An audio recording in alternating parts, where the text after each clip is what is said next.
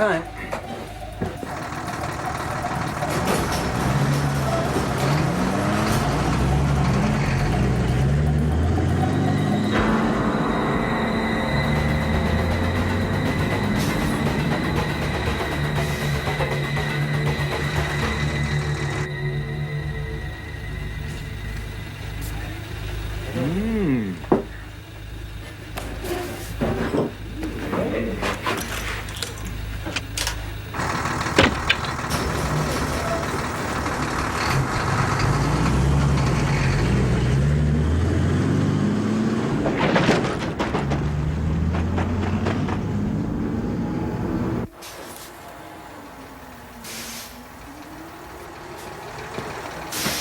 Got some fresh coffee in the shack.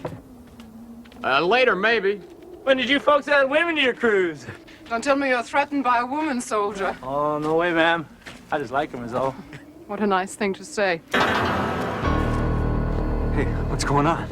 Liberation, my friend. Ah, lady! All right, just cool it, okay?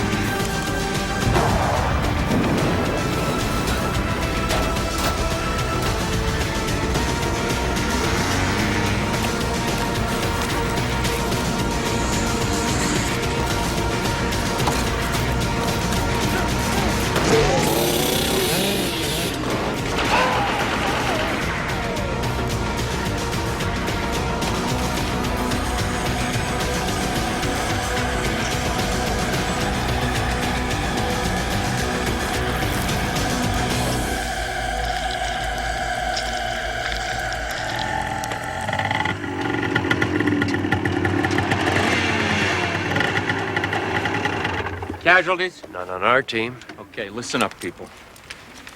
Masood, Einhorn, do a body count. Any stragglers? Teal, Finney, set the perimeter charges.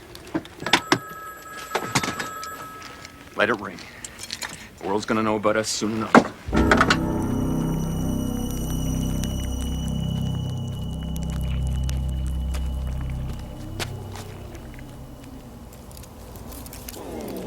Hey, Finney. Give me a hand with this one, huh? Did you check his pockets? Guy's got nothing worth taking.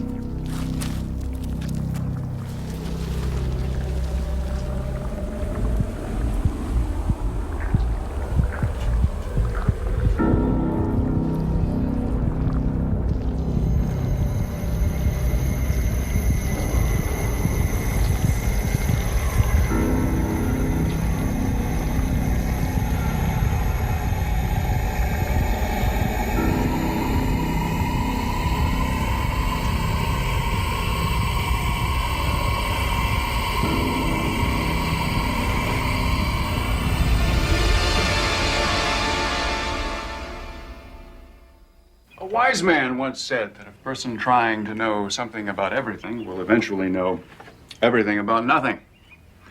And that a person trying to know everything about one thing will eventually know nothing about everything.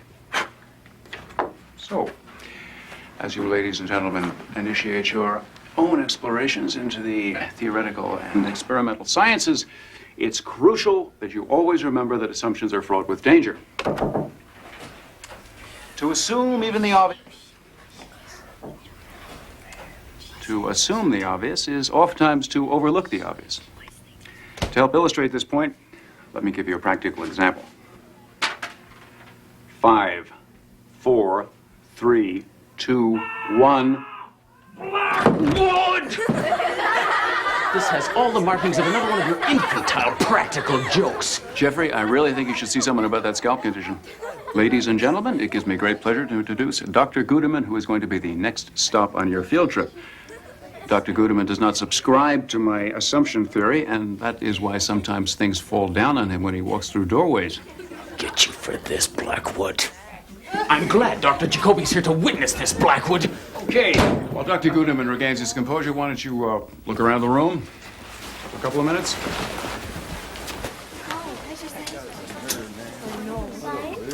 Inspiring young minds is so rewarding. Morning, Ephraim. Hi, Harrison Blackwood. Suzanne McCullough. I do wish you'd leave that poor fellow alone. What, give up all my fun? I'm a firm believer that a person's response to a joke is a window to their soul. Does that include whoopee cushions as well, Doctor? Ephraim, now that I've got you, whatever happened to my request for a microbiologist? Have I ever denied you, Harrison? Dr. McCullough has just joined the Institute. She's yours, if you want her. Welcome aboard. I gave up hand buzzers years ago. Assumptions are dangerous things.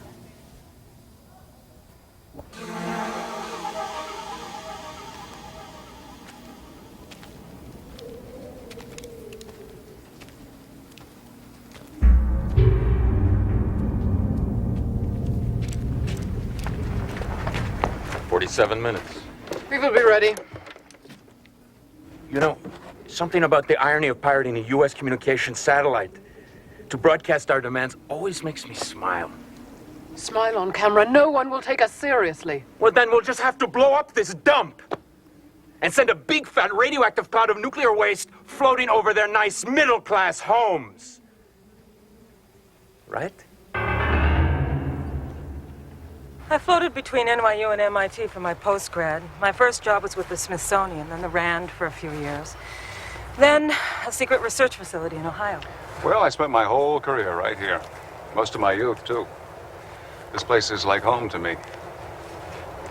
Tell me, Doctor, about the projects requiring someone in my field.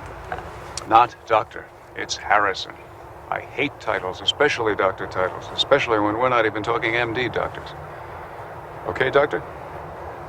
As for projects, I've got hundreds of those, but I think we're going to focus on one or two important ones to start with. My daughter, Debbie, she's 11 going on 21. Well, it's nice to see the Institute's daycare centers being put to good use. For obvious reasons, I would prefer not to work too many nights and weekends. Me either. Being a parent really does change your priorities, doesn't it? Well, I wouldn't know about parenting. I just hate to work nights and weekends.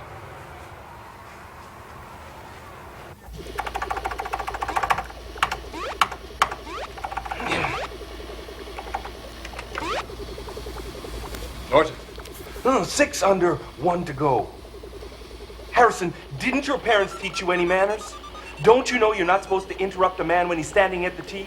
What happened to Jamaica? No problem, man. Even in Jamaica, it's only no problem when it's no problem. Who are you? Suzanne McCullough. Norton Drake. Suzanne's the new microbiologist that Ephraim has been promising us. Oh, too pretty to be a microbiologist. Microbiologists are all nearsighted and losing their hair. Coffee? No, don't bother. And miss the chance to show off? Gertrude, back 3. Left 5. Forward 12. Norton just loves to show off his voice-activated dragster. Right 45. Got something even better. Been refining the blend for months. One sip and you'll be weeping. You like it black, I hope? Yes, Norton, I like it black. She can stay. Son, showtime. Right behind you.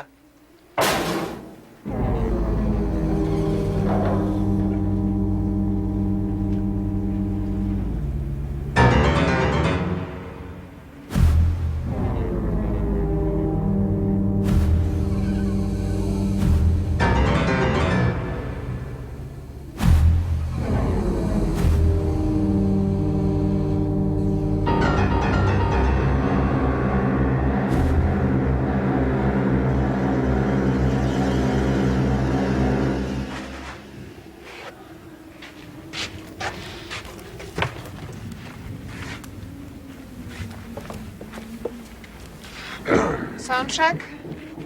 Testing, 1, 2, 3. We, the freedom fighters of the People's Liberation Party, come to the world's citizens with a list of demands, beginning with the immediate resignation of the President of the United States. Perfect. 5 minutes. Where's Masood? He's on his way.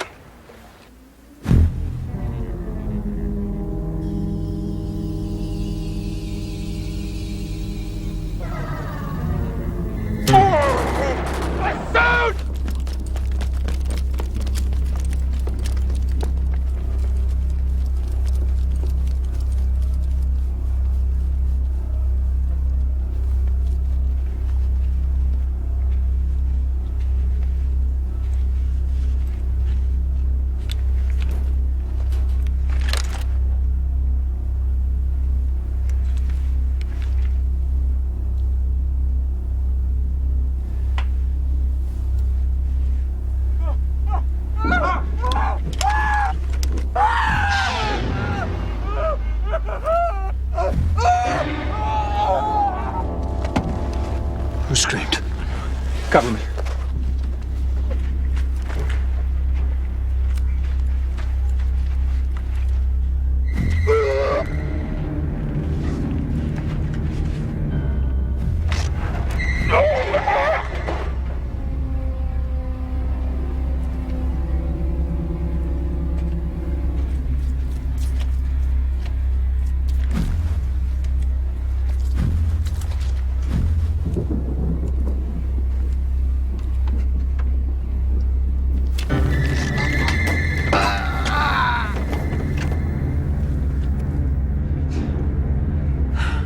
What the hell is going on?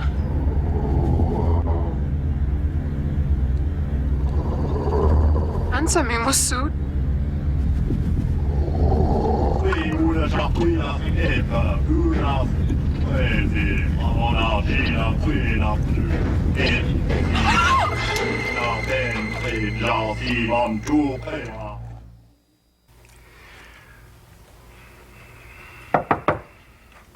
Come in. If you're here to tell me your lab is inadequate, make a list. I'll see that Ephraim gets what you need. Actually, I'm in no position to judge. After I changed, I realized you hadn't told me exactly what my job is. I haven't.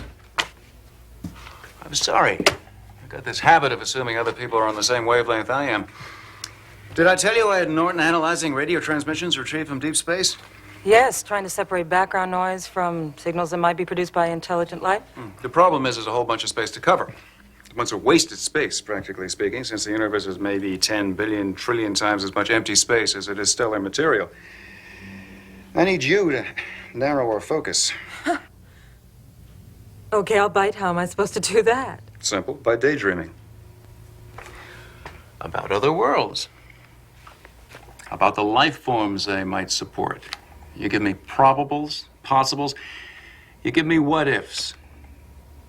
You give me a what-if life form, and I can design a model atmosphere that can support it. And that way we can narrow our search from, say, billions and billions of possibilities, and maybe just a few 100 million or so. Excuse me, but isn't that just the tiniest bit random? No, not at all.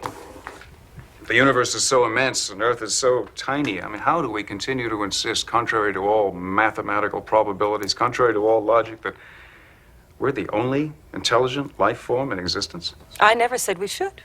Well, good. You go to your room then and daydream. Daydream. Right. Look, I have always prided myself on being a result-oriented person. That's a quality we happen to share. Well, then you can appreciate that this is not the typical challenge that a result-oriented person would choose to pursue. I know. Isn't it exciting? You should try taking naps. It works for me.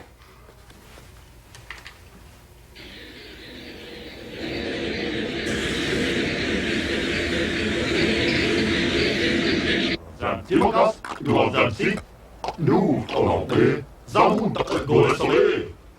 Stina! body you occupy would speak. These bodies are weak and contaminated by negative thoughts. We would better accomplish our mission in our natural state. Consensus is that yours is not an accurate statement. These bodies protect us from detection. Until we know more, we must use the resources available to us. We surrender to your judgment as always, Advocate. We must release the others so that our battle may resume. There is no time for transmutation. Collect our brethren as they are.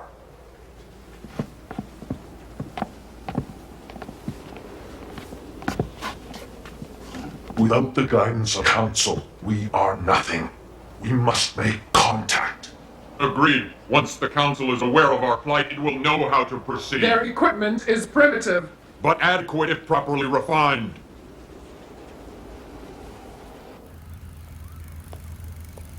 Feeling any better about daydreaming on company time? I'd still find it a little unusual. Well, give it a few days. If you're still having trouble, I'll come up with something more specific for you to work on. I don't need to be coddled, Doctor. I'm perfectly capable of working on any project you can dream up. By any rules you choose to make. Sounds good to me. Just don't forget my first rule. If you're not having a good time, you're doing something wrong. Harrison? Over here. I'll see you tomorrow. Way to go, McCullough. Impress the boss.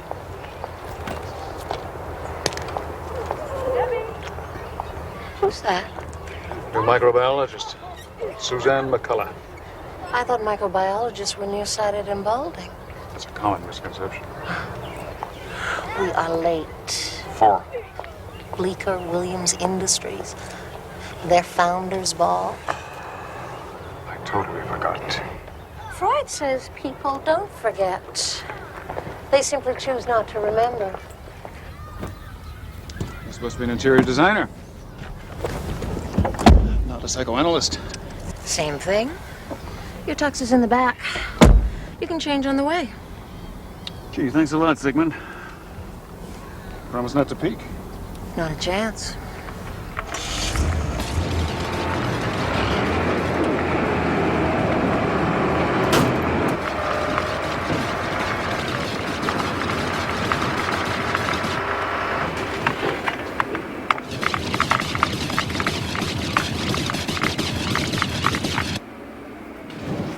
Now we wait.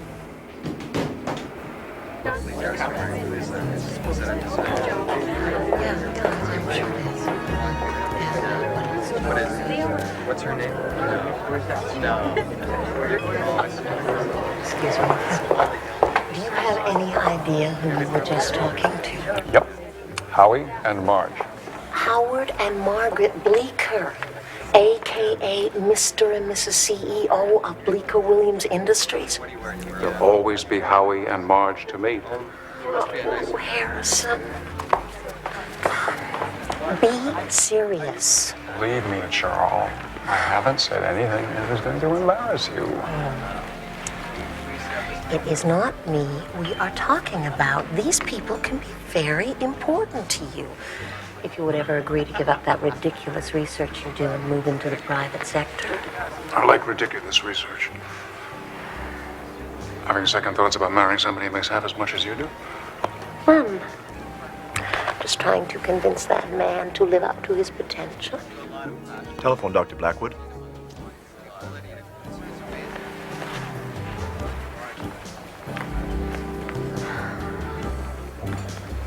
A drink, ma'am? Charlotte may never speak to me again, seeing as I left a very important party that I did not want to be at in the first place. Got us a fresh batch of radio intercepts I think you'll be interested in perusing. Norton, get some sleep. I've seen these radio wave patterns before. Several times, in fact. You've seen these before. Radio patterns collected from a point in space. I'll give you the coordinates later. Those patterns originated from a broadcast point on Earth. You're sure? Of course I'm sure. That's why I yanked you from a party you didn't want to be at. Just notice the parity between the two. Don't even try to figure out the contents, Harrison. Just look at the patterns. That's a signal. That's a response. That's a response to the first response. And there's a response to the second response.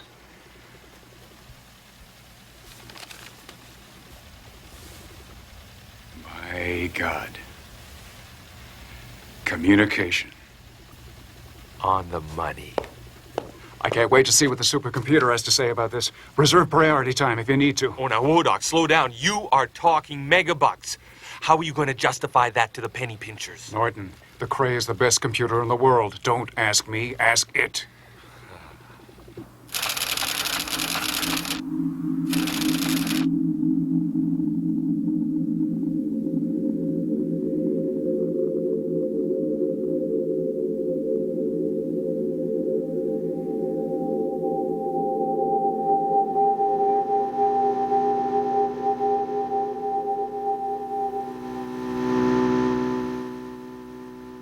The transponder signal is very strong. Triangulating the location of our ships should not prove difficult. All is well. Our mission will succeed. We will live life immortal. It is time to leave. If I don't leave this joint and bag some Z's, I'm gonna start getting cranky. Not until you give me what I want. Study your history, Doc. Slave driver mentality never did work. There. The location of your transmissions. Now will you let me pass out in peace? You're welcome. Anytime. No problem. Home, Gertrude. Good morning. Listen, I'm sorry if I was a little blunt last night, but... Pack a bag. We're taking a trip. We are? Why? Won't know that until we get there.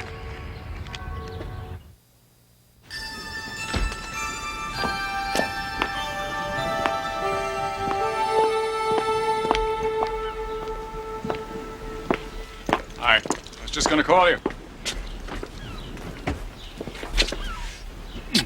You mad or just mad? Oh, Harrison, how could you? That party was important. Sure, my work is important too. Bleecker Williams wants you, but they won't wait forever. I like what I'm doing. Why don't you even discuss it? We have discussed this. Not to a satisfactory conclusion. We can talk about it over dinner tonight or whatever. Sure. I've got to leave town. Why? I don't think you'd understand. Try me. It has to do with an anomalous parity of radio waves being intercepted from space and others emanating from Earth. I don't understand. Sure. It's only overnight, and I promise I'll make it up to you when I get back.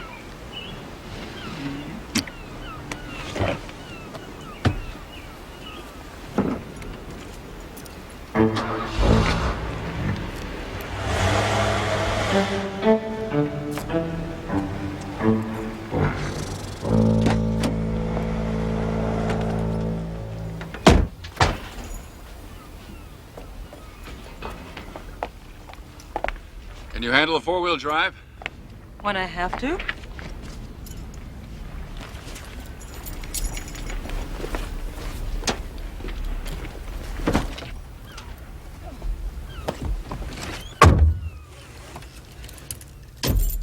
Where are we going? Maps on the dash, the route's in red.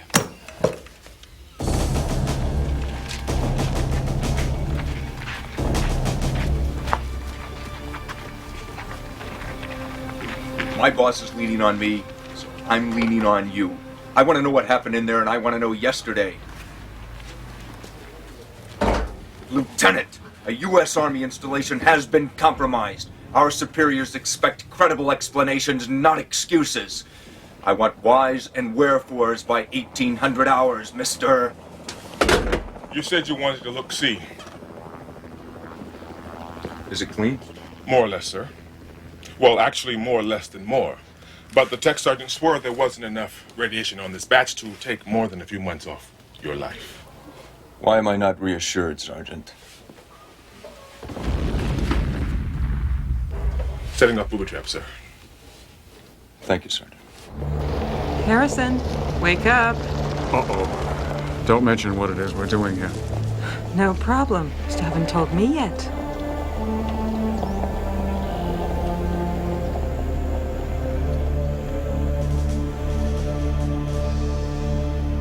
afternoon. Up until Norton came along, the main radio telescopes were the Very Large Array in New Mexico and the 1,000-foot antenna in Arecibo, Puerto Rico. Of course, it's speculation that other life forms would even use radio signals instead of something a little more sophisticated, but since we have no way of knowing, we have to use the tools we have to figure out the tools that they have. You're ready to stand the scientific community on its ear, aren't you? Given half a chance.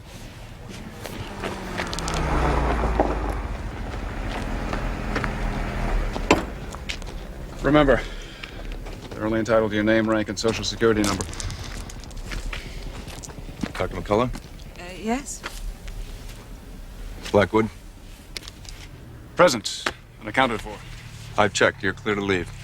But we don't want to leave. We want to wander on down the road a piece. Sorry, that's in the vicinity of a restricted military installation. But these are public roads. Presently under military authority. Besides, there's nothing for you to see. Which explains your reluctance to let us see for ourselves. We can do this one of two ways. You can turn around and go home, or you can force me to detain you until I've had a chance to re-verify your backgrounds. With the Army, that's been known to take several days. Which is it, doctors? Is it, Captain? Lieutenant Colonel Ironhorse. Does it make any difference, Colonel, that we both have top secret clearances? Not to me, it doesn't. Around here, it's need to know, Doctor. And you don't need to know. Now, if you'll excuse me. Aren't you the slightest bit curious as to what may have brought us out here in the first place? Officially, I can't ask. Last night, one of my associates intercepted some radio transmissions originating from this location. What kind of transmissions? For the moment, let's just say that they were highly unusual. You wouldn't happen to have a copy of these unusual transmissions? Is this the beginning of a negotiation, Colonel?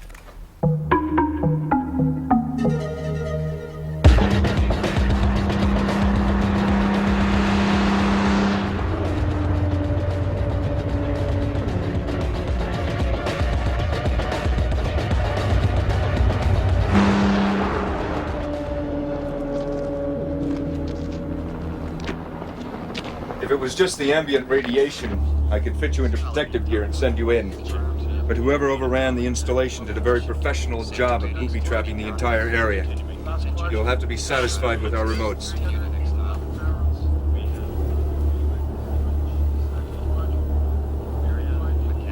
Back up.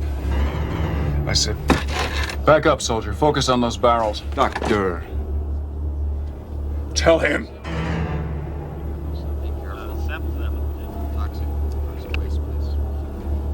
Camera 3, zoom in. Zooming in. What is it? Ask him if there are any more barrels like that. Camera 3, what's the count on barrels in this condition?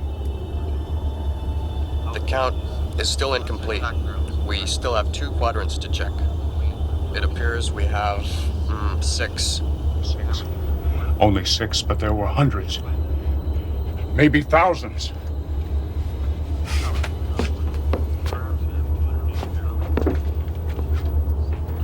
What is his problem?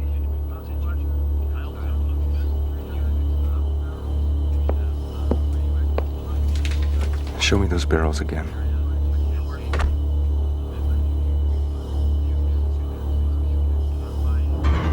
What the hell did he see?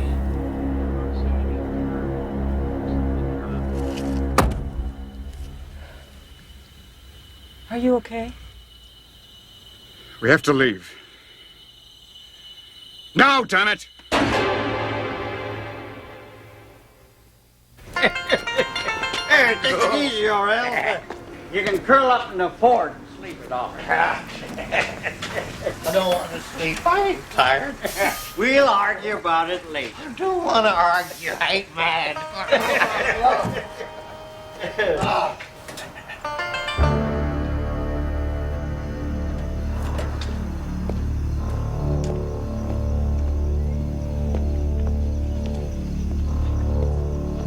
Why don't you let me do that, fella?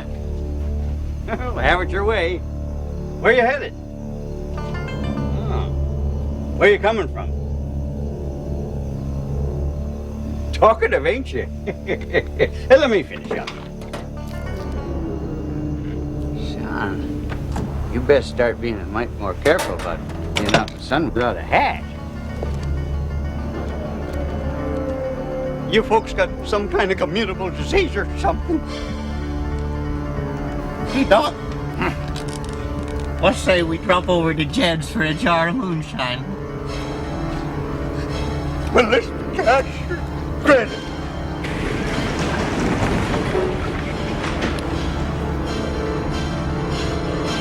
Doc!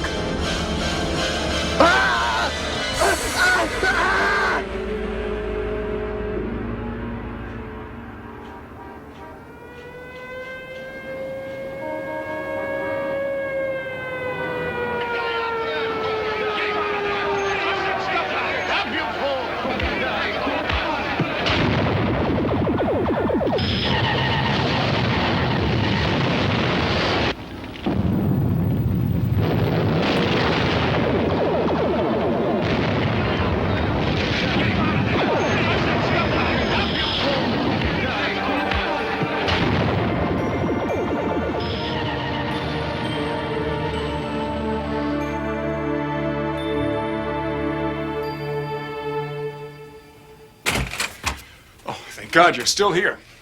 I'm not. I'm leaving. I've got something I want to try out on you first. There's more?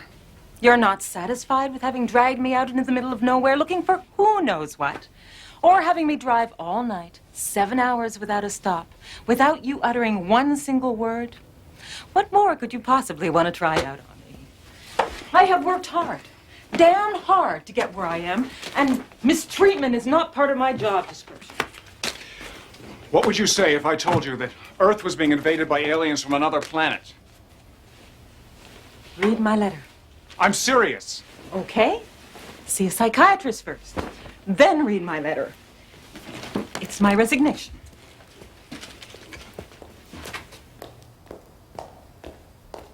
Okay, I've upset you.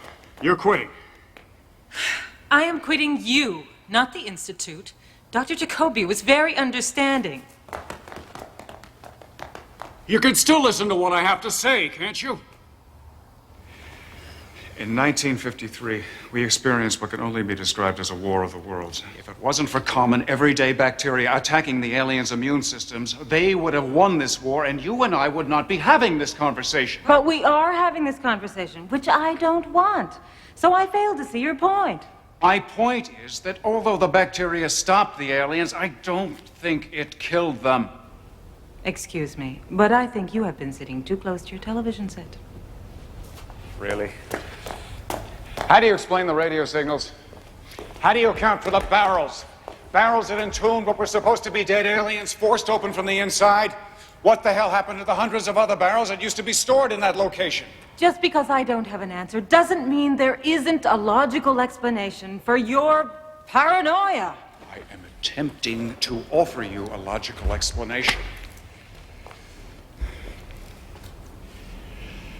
In 1953, bacteria forced the aliens into a state of hibernation, or suspended animation, or estivation, or anabiosis. I don't know the terms, that's your field, not mine. But now something has happened to wake the aliens up. That nuclear disposal site was hot with radioactivity, right? Maybe that's it. Maybe the bacteria which infected the aliens is now being wiped out by exposure to radiation. So now the aliens, hundreds of them, At least. are loose. Yes. You're nuttier than I thought. That doesn't make me wrong. At least listen to my proof. I have to go. Away. Far away. Don't touch me. Please. This thing looked like a gorilla. Only it weren't no gorilla. Because I seen a gorilla one time at the zoo, and this gorilla didn't have no hair like that other gorilla did. This thing pick up old Doc by the throat and throttle him. Can you identify anybody else, Orel? Maybe did you get a license? License? I'm telling you about gorillas that ain't gorillas, and you're asking me, did I get a license? Answer me this, Sheriff. How'd you ever get elected asking dumb questions like that? Good morning, Sheriff. Lieutenant Colonel Ironhorse. Yeah, Sheriff Deke. What's the Army doing out this way? Colonel, They've been through here for sure. Scout the area, Sergeant. All right, saddle up. We had an incident involving suspected terrorists. There's a good chance they've been through this area. Terrorists? Oh, damn, I knew it. Didn't I tell you, Sheriff? I've been reading about this here guerrilla warfare. Only thing is, I didn't know that those terrorists use real guerrillas.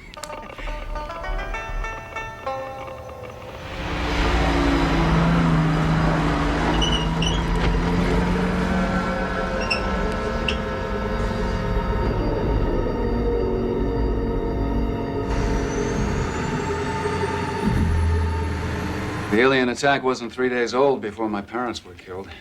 They were colleagues of Dr. Forster's. Anyway, Dr. Forster, who was practically my second father as it was, ended up taking me in. I grew up steeped in this research, listening to his theories, see how broken he was when nobody took him seriously. He said that if the aliens invaded once, they could do it again. Nobody wanted to hear that. He said that until we did adequate research, we couldn't even be sure the aliens were really dead. Apparently their bodies weren't decaying as might be expected. Well, that really drove people crazy.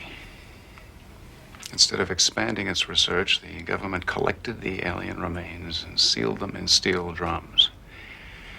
Out of sight, out of mind. You still think I'm a nutcase? Have you ever heard of the African lungfish? The lungfish can survive for at least 4 years, maybe as many as 10, without water. It goes into such a profound state of anabiosis that the average person would think that the fish was long dead. However, pour water over it, and it's like a resurrection. The fish is alive and swimming again.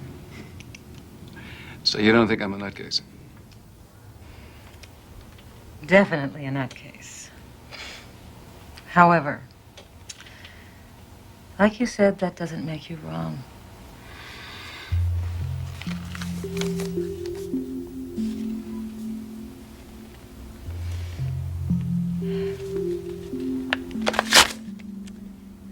And I can always write another resignation.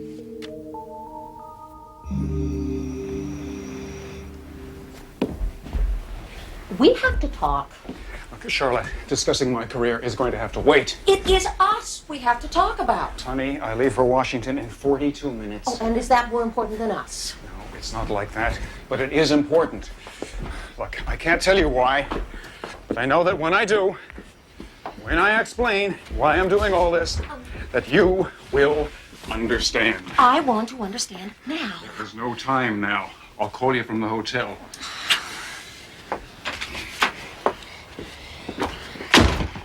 That is the most fantastic story I think I've ever heard. That's no story, General. That's scientific theory supported by fact presented in a logical and reasonable fashion. I'm a respected astrophysicist. I'm not some kook spouting UFO stories. Oh, I don't mean to suggest otherwise, Doctor.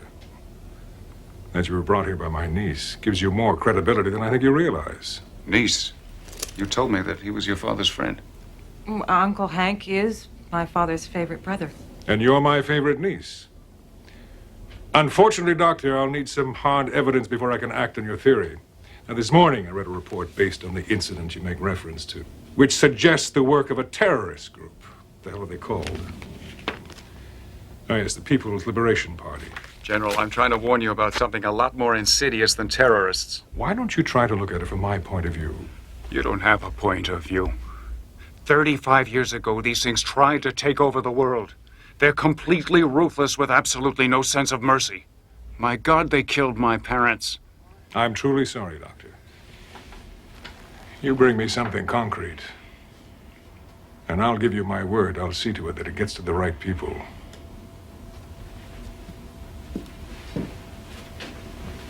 Suzanne. Suzanne, you're making some strange new friends. Uncle Hank, he really does believe what he's saying. You take care. Thank you. Miss Underwood, put me on the president's afternoon calendar.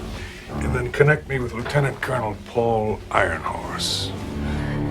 You expect people to help you. You're going to have to be a little less obstreperous and a little more gracious. Well, there's no time for gracious.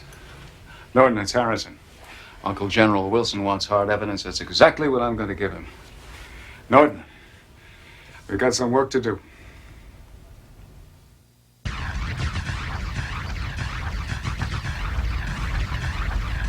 Is there anything new? Zip, zero, Zed, nothing. The bad guys are maintaining radio silence. Desk Gertrude. Catch this riff. Don't know what it's all about, but you gotta admit them bad guys sure got rhythm. Is there anything from the Cray on this? No, definitely not into musical appreciation. It's still computing. Suzanne, tell me something. Tell me. Well, using Dr. Forrester's notes on the bacteria that infected the aliens in 1953, and exposing these, on paper, of course, to radiation that's consistent with that of the disposal site. Yes? No bacteria survived the exposure. I was right. Statistically, your theory is possible. No, Suzanne. I am right. Ha ha!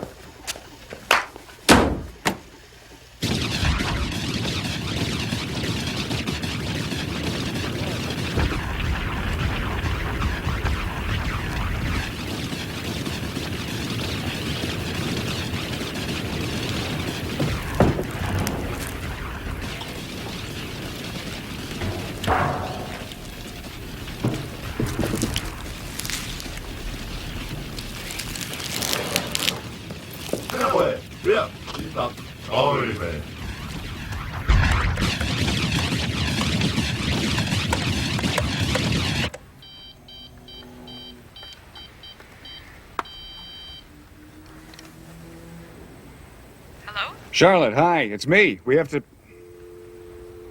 talk. Damn.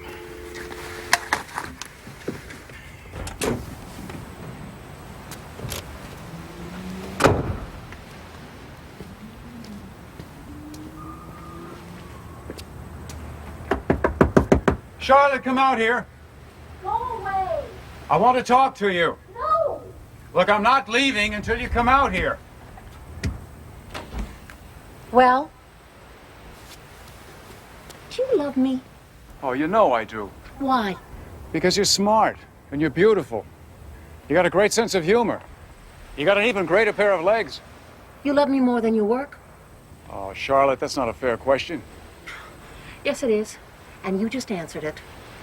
Now, if you aren't leaving, I'm calling the police. Oh, great. Go ahead. Embarrass yourself. In front of all your neighbors.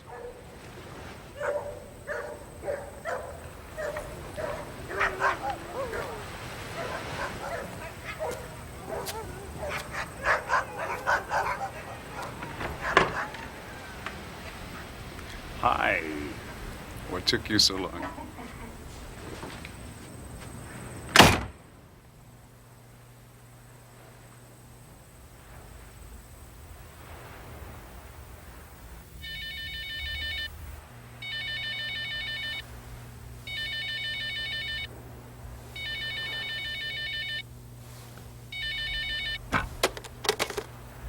Whoever this is, it better be good.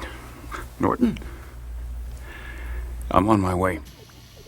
The transmission was only a few short bursts, but I managed to pin down the location. Drive hard, and you could be there in about 11 hours. Nah, we'll charter a helicopter. Oh, easy, my friend. Do you know how much that's going to cost? What does a new world cost, Norton? And where do you go to buy one? You know, if you're right about this, it's all academic anyway. How much farther? Oh, about half a mile, maybe less. If I don't get me some shut-eye, I won't be able to bag a deer if it walks up and kisses me. What is it, boy?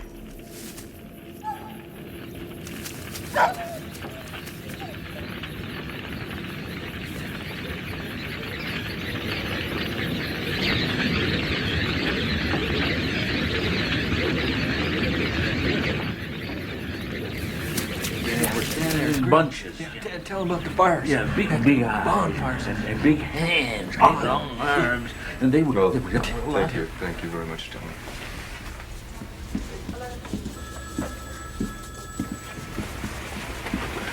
I've never heard such a crock of bull, Colonel. Those two little boys are drunk as skunks. They identified the truck that we've been chasing, Sergeant. I know, Colonel. But the rest of their story? Bonfires and voodoo ceremonies in the middle of some abandoned tourist attraction? I think what we're talking is 150 proof delusions. Maybe. I want a team briefing in 15 minutes. Everybody at 100%. We move out in 1 hour. Whatever you say, Colonel.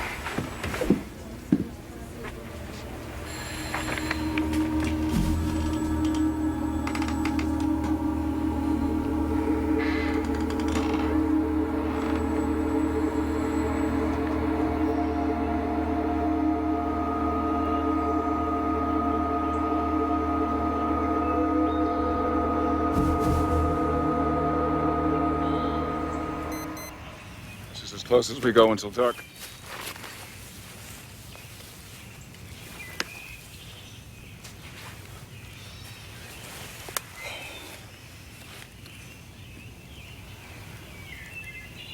How do you do it? Make yourself go to sleep like that. Body clock. If I don't sleep 1 hour every 5, I'm worthless.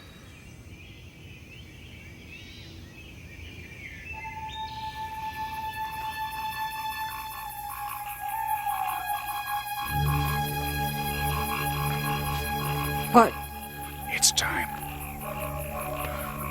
Now look, we don't have to get ourselves killed, okay? I'm gonna get close enough to get some instrument readings, and I want you to stay back and record everything with a camera. Okay?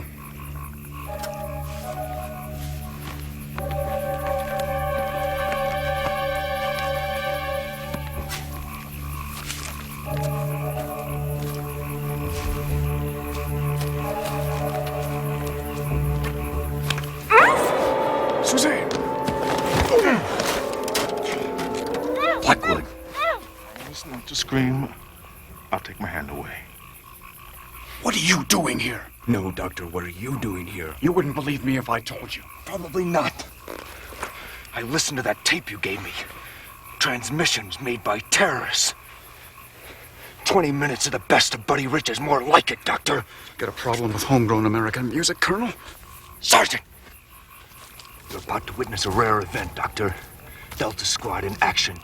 Anytime, any place, any objective. Colonel, you can't. You've got no idea. You've got no concept of what you're getting into. Few terrorists.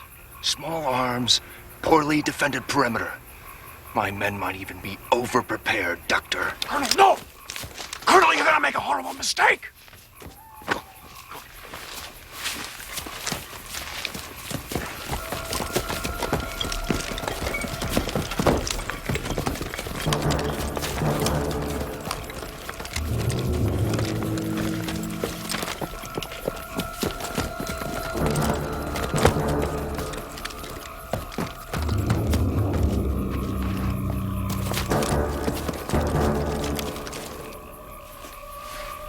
Colonel, please, for the sake of your men.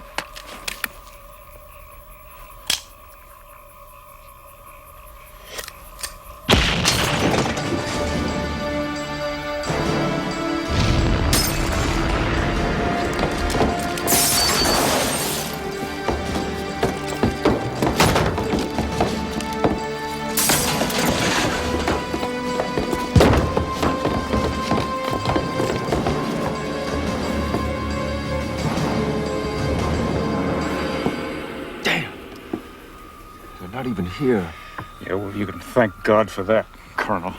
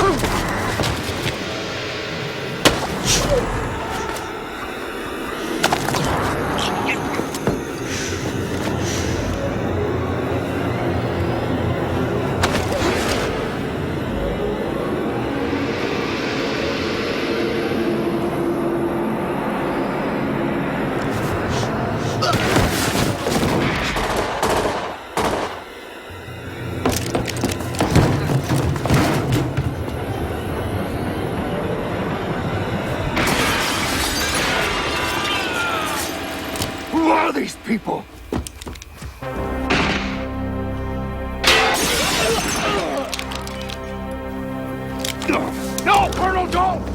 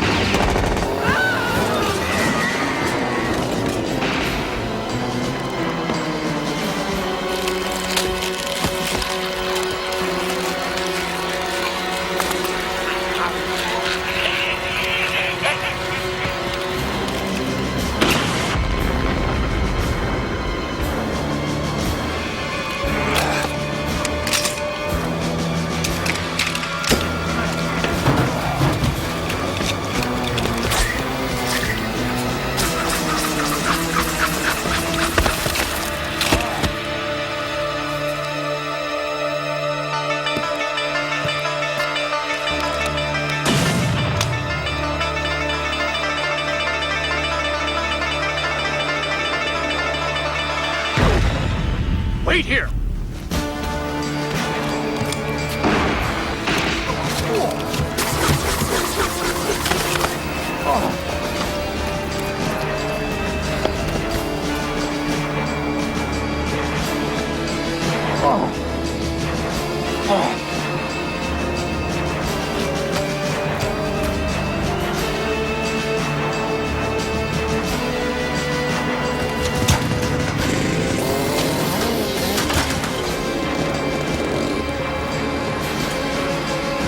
It's about time, Blackwood!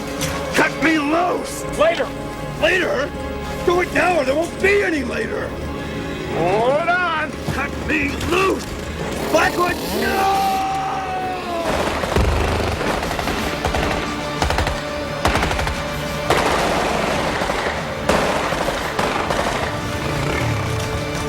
Who are they, Blackwood?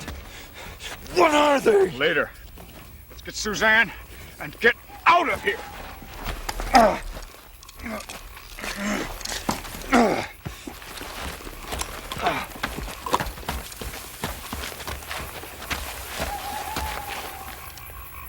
Where's Suzanne?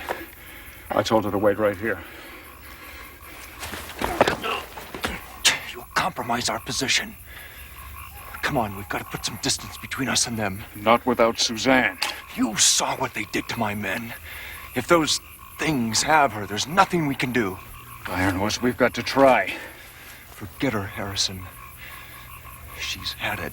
I'm not leaving. Okay, but I'm digging in.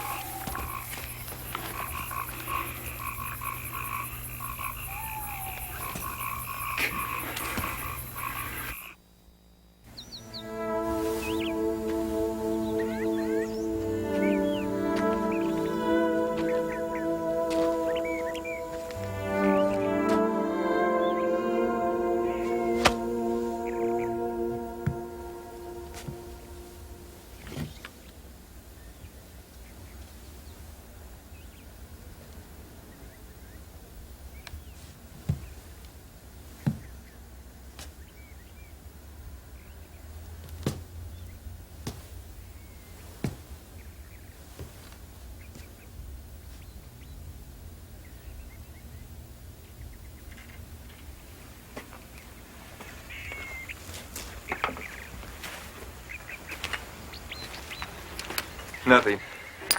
You? I never should have brought Suzanne along. It wasn't your fault. Well, whose was it? But she had to be one of the most uptight ladies I've ever met, but at least she believed me.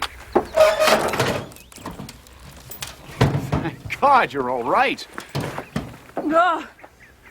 I am not uptight. I am a professional. Does not know how to follow orders. Now, you were supposed to stay out of sight in the woods. You neglected to tell me that those things, aliens or whatever they are, would be crawling all over. By the time I worked my way down here, you and the Colonel were doing your off-road routine, so I figured this would be the best place to wait things out. Where are they? Long gone.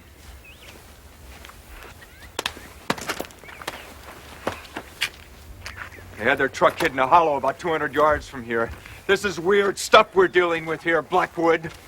Bolas. Terrorists that don't act like terrorists. Terrorists that don't die like terrorists. I actually saw a body dissolve after I shot it. We all saw some fairly extraordinary phenomenon, Colonel. When in God's name is somebody going to start explaining things to me? I've already explained as much of it as I understand myself. You've explained nothing, mister. I don't believe in ghosts, and I sure as hell don't believe in aliens from another planet. Excuse me for sounding uptight, but can we argue about this someplace else?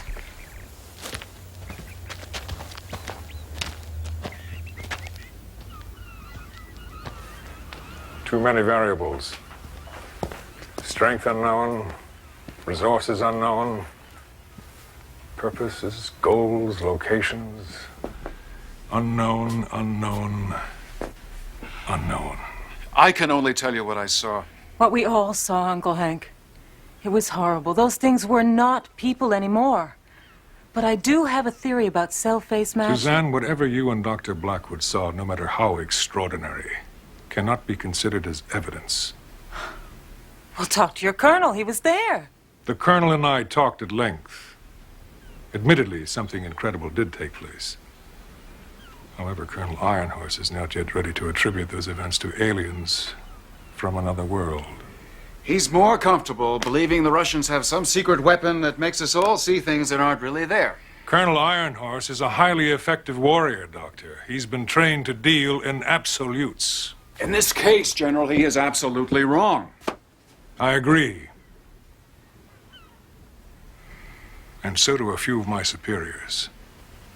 However, they want this entire matter kept hush-hush. Hold it, General. Nobody's going to silence me the same way they silenced Dr. Forrester 35 years ago. What happened to your adoptive father, Doctor, was unfortunate for all of us. However, the President, my superiors, would rather this not become a political issue. They don't want to ignore this. They want it kept quiet. And I'm here to offer you a job. Find the aliens, Doctor, and stop them before they do more harm. And I can do things my way? Completely. Your own people, your own methods, anything you want. Naturally, we'll have to establish certain security procedures. What kind of procedures? To protect you and your colleagues. To protect the secrecy of the project. Nothing, I assure you, Doctor, you wouldn't do yourself. Aside from that, you have a blank check. But you'll need a cosigner.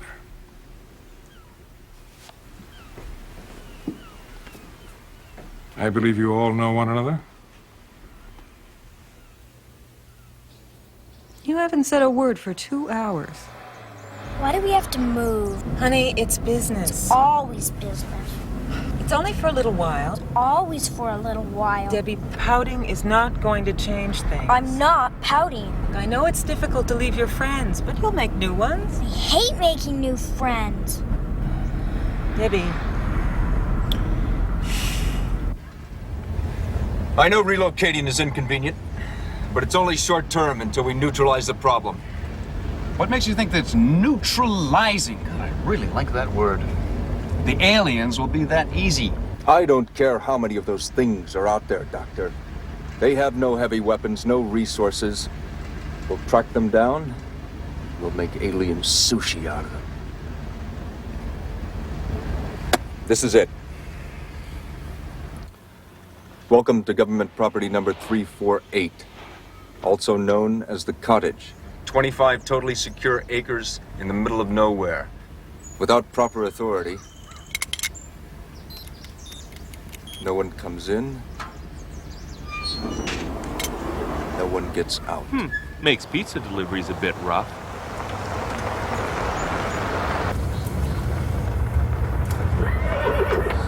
A horse! You didn't tell me about a horse. Honey, I didn't know about a horse. Can I go see it? I thought you hated making new friends. Oh, Mom. Anyway, you always promised I could take riding lessons. I always said maybe you could. Be careful.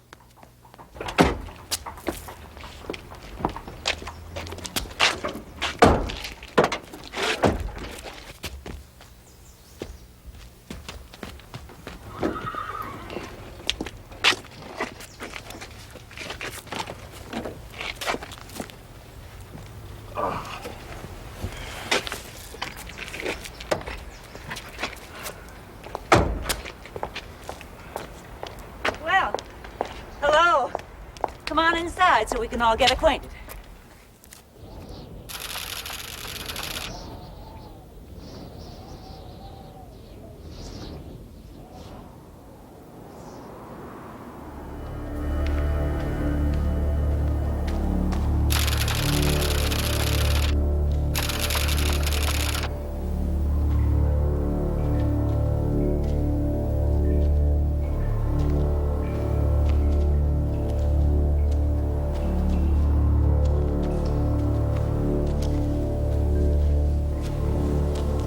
We remain here until all is ready.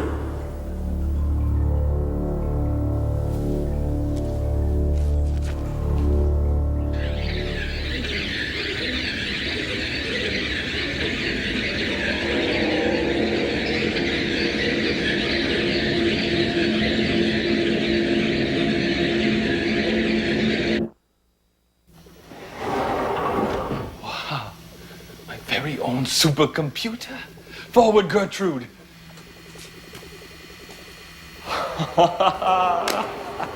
What did you do, Colonel? Read my Christmas list. Whoa, Gertrude. Well, you can't be expected to do the job if you don't have the equipment, Mr. Drake. Well, keep up that attitude, Colonel. I might even get to like you. Well, someone sure spent a fortune. Well, the government wants to see that everyone's happy, Doctor. Well, now all I have to do is find, no, better yet, create bacteria that is impervious to radiation, lethal to aliens, and absolutely harmless to humans. Maybe I could just cure the common cold in my spare time. Well, if you find yourself with any spare time, Doctor, you must be doing something wrong. Have a nice day.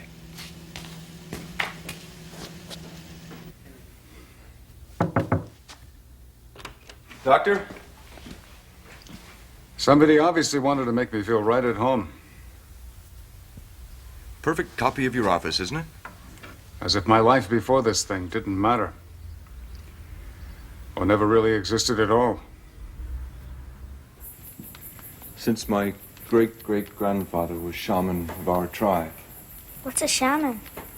A shaman is a spiritual leader, sometimes called a medicine man. He is the most respected man in the tribe, more even than the chief. Anyway, the warriors, they brought their strange discovery to my great-great-grandfather to find out what it meant. What was it? It was a flat rock with drawings on it that no one had ever seen before. It was very old, too.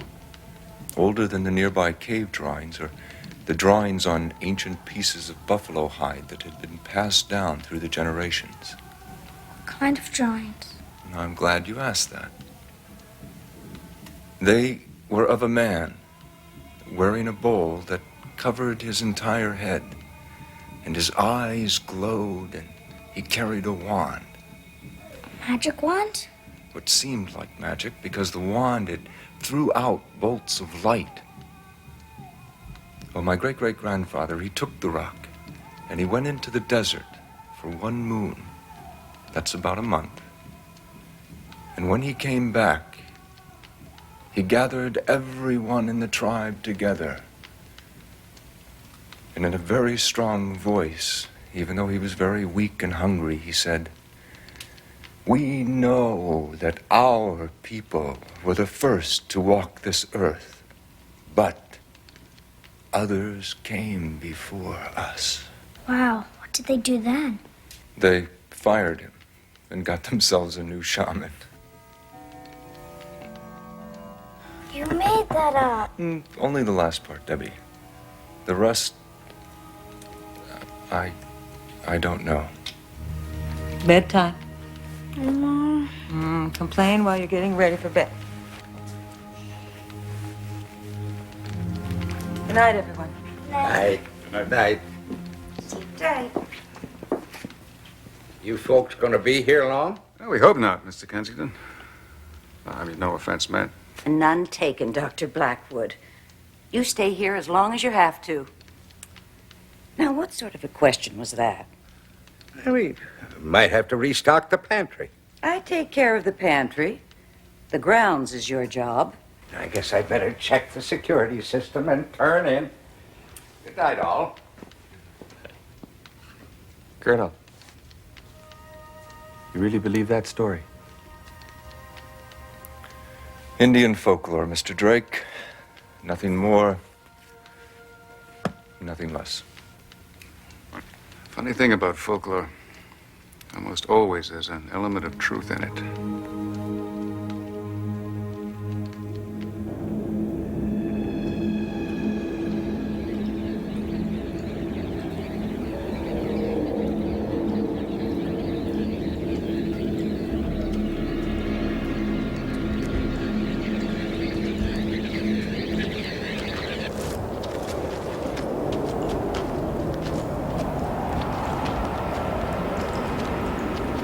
All is well.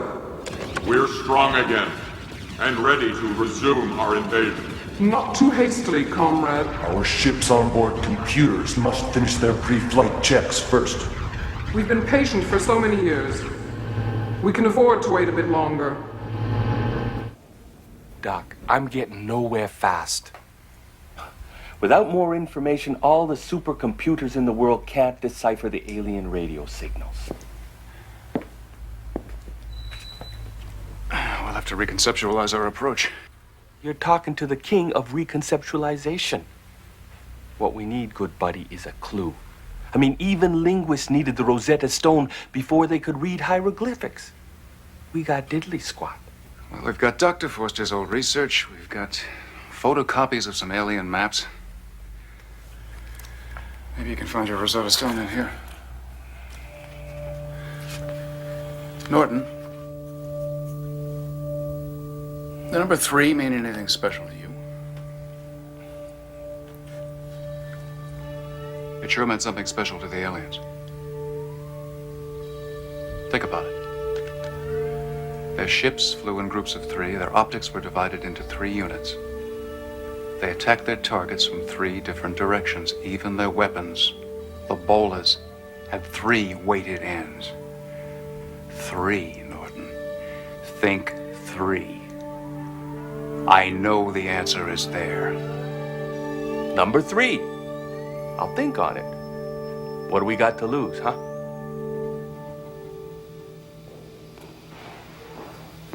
Suzanne, Huh. you missed dinner. Well, you sleep 1 hour out of 5. I miss meals, especially when I'm working. You find something interesting? Have a look. What is it? You tell me. This is the tissue sample you took from the dissolved body? Mm-hmm. But it's not exactly human anymore. Then what is it? Half human, half alien.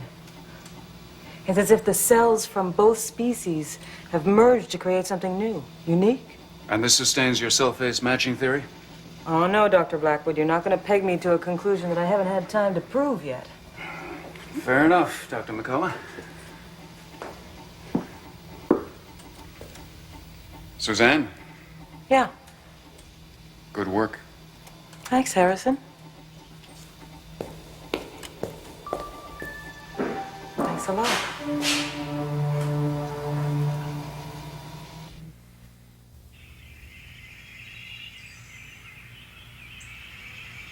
Bingo!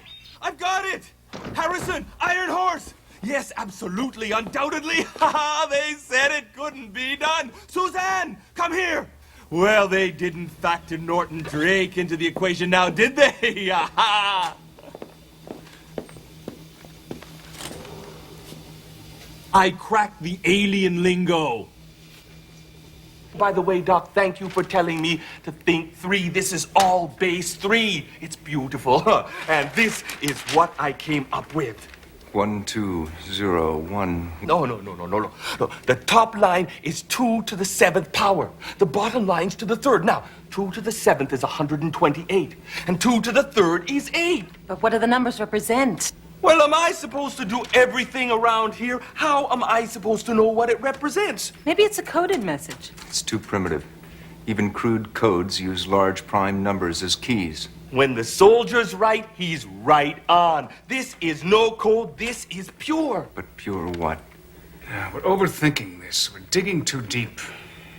giving the aliens too much credit, Assuming the obvious? thereby overlooking the obvious. I think I'm missing something. You'll have to go on one of Harrison's little fugues.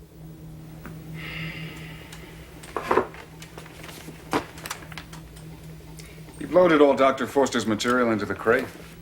Stayed up all last night. How long to run a basic substitution program? Those numbers versus the material in the alien documents. With this little baby here, about 10 seconds.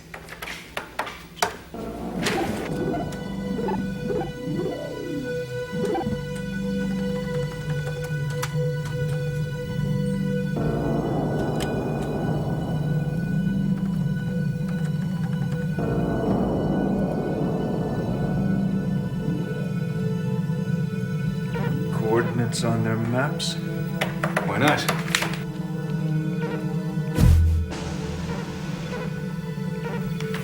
Right there. That looks like the middle of nowhere to me. Well, if the aliens considered it important, we'd be wise to do the same. It's important, all right. That's Kellogg Air Force Base. They're planning to overrun the base. I've got to get General Wilson on this immediately. Think about it first, Colonel. Think about it the way an alien would. Why attack an Air Force base? Now, you said it yourself, without resources, without weapons, even at full strength. Even by surprise, their attack would have no chance of success. But there's still something here we're not seeing. And we won't. Until we start looking at things the way that aliens do. You expect me to climb into the heads of these creatures? You've got to give me more to go on. Okay, they're soldiers. The same as you. Now, you tell me. How do soldiers think? I spent 4 years at the point, 15 more active duty. Hell, Doctor, I'm not sure I do think anymore. I react. Okay, start there. You're their leader. React to your situation. Okay, I need good intelligence. Know your enemy. Communications. They already seem to have that. Supplies. You got to keep the troops fed. Weapons. Definitely weapons. They don't have any. Or at least none that amount to anything. That's their primary weakness. Which makes it our strength. Have you ever heard of Hangar 15? No. The place where the Air Force stores all its UFO evidence. You mean Hangar 18? Or Building 18 at Wright-Patterson? Forget it, Doctor. That's all a myth. No. Hangar 18 is the myth, Colonel. That's disinformation created by the military. Hangar 15. That's the real McCoy. I don't believe it. Dr. Forster did. It's in his papers. I think now might be the time to call General Wilson. Ask him if it's a myth.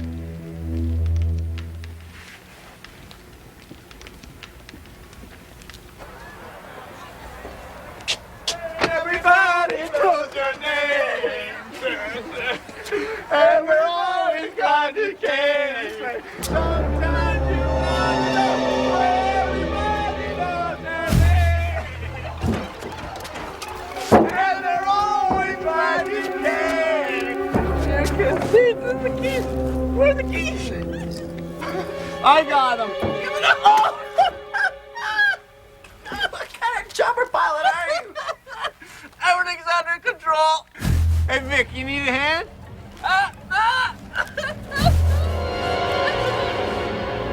Come on, Vic, shake a leg.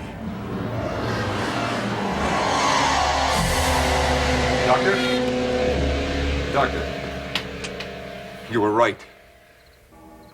No, I was asleep. According to General Wilson, the government has had 3 of the alien ships mothballed in Hangar 15 since 1953. You want to guess as to the location of Hangar 15? Kellogg Air Force Base? Right smack dab in the middle. You've read the material, Colonel. You know what happens if the aliens get their hands on those ships.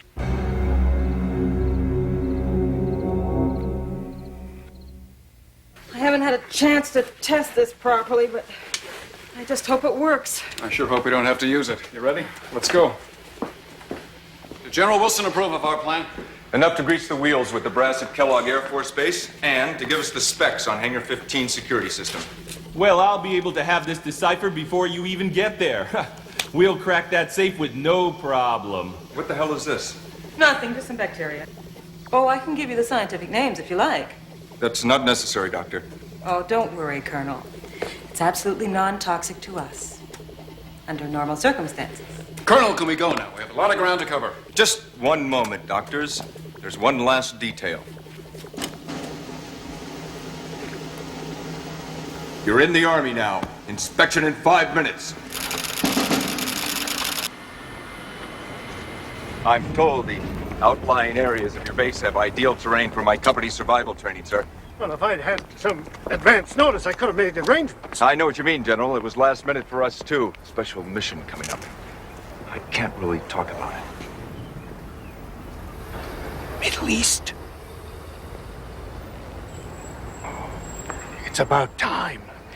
Let me have Captain Williams take you on your survey. It's not really necessary, sir. I think we can find our own way. General Wilson said that we shouldn't inconvenience you in any way, sir. Always glad when the Air Force can lend a helping hand to you, Army boys and gals. Keep me apprised. I'll have to get a piece of that action. Yes, sir. Let's go, Corporal.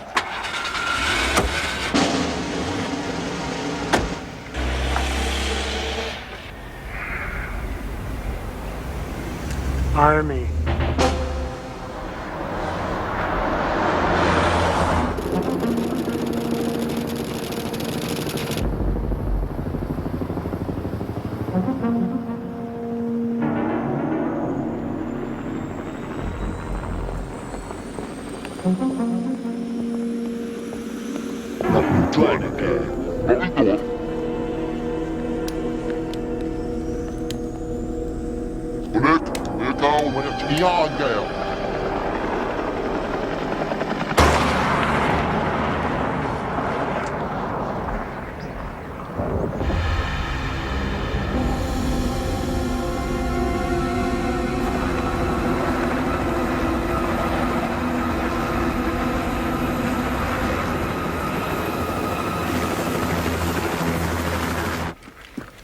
Thanks, Colonel. I don't believe in guns. I'm sure the aliens will respect that.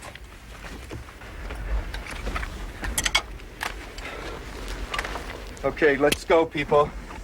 Let's go.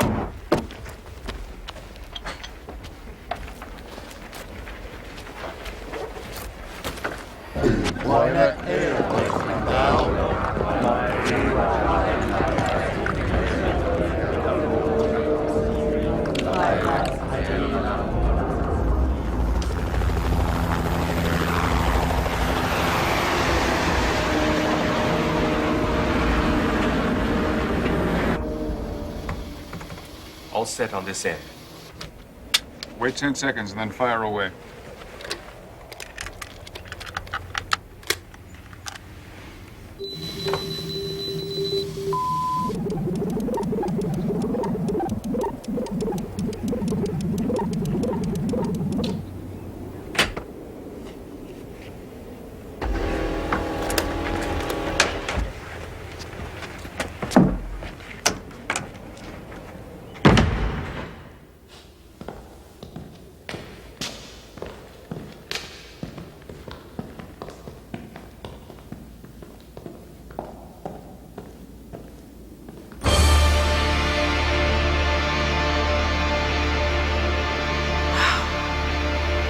Yeah. Dr. Forrester was right. Come on, we've got work.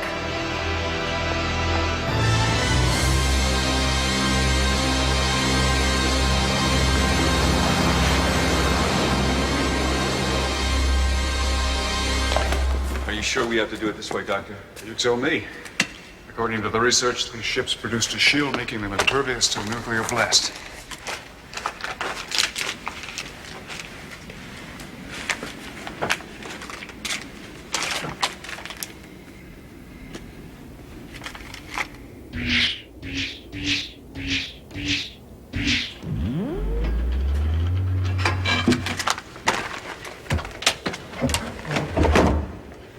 you, Doctor. How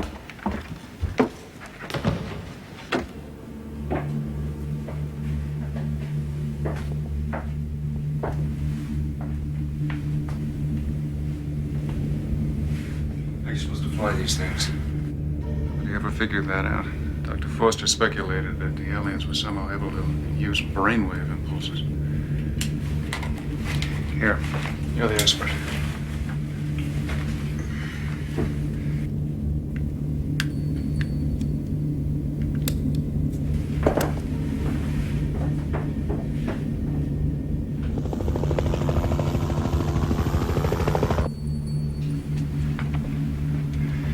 You think you'll be needing that? Warn me next time you sneak up. I hope not. I'm not even sure it will work. 2 down, 1 to go.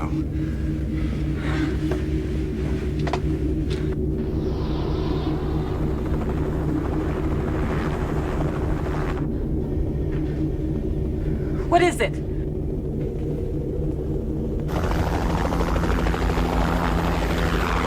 Helicopter. Bad guys are good guys. Considering what we're doing, Doctor, even the good guys are bad guys.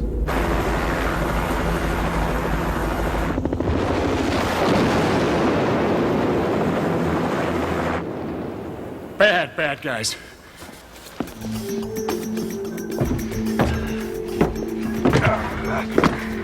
How much time do we have? If we're not out of here in 10 minutes, we're part of the fireworks.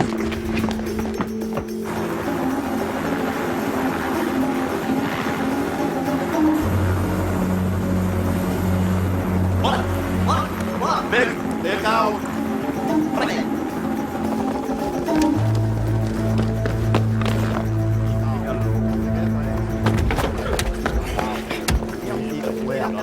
Those are my men.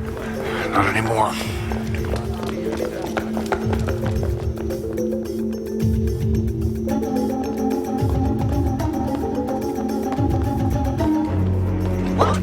Big out.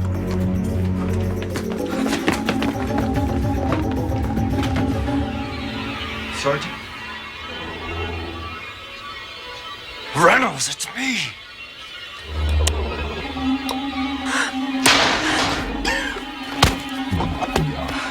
My bacteria. It worked! We can use this on them.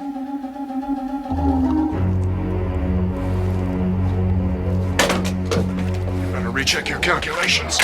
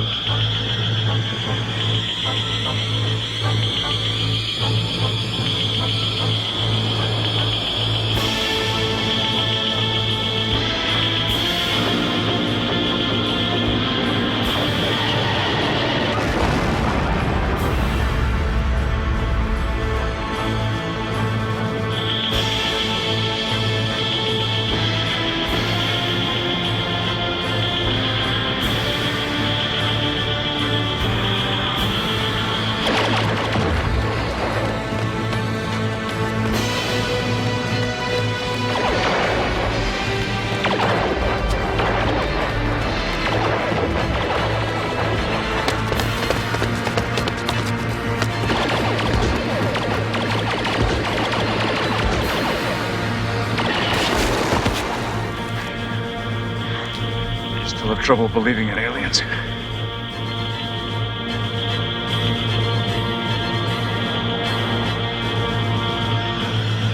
No!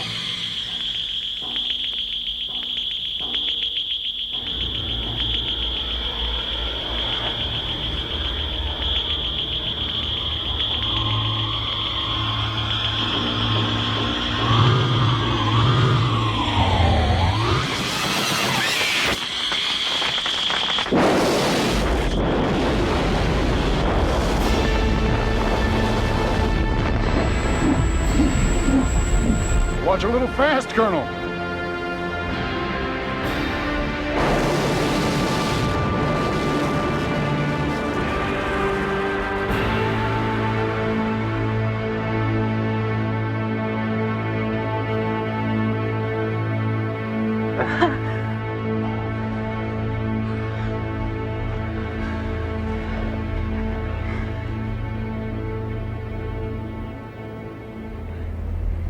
We did it.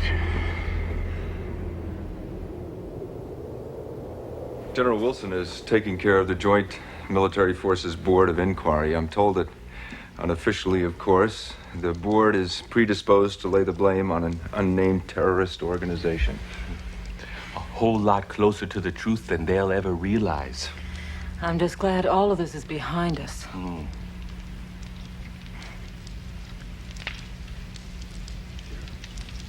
Is it? Is it really?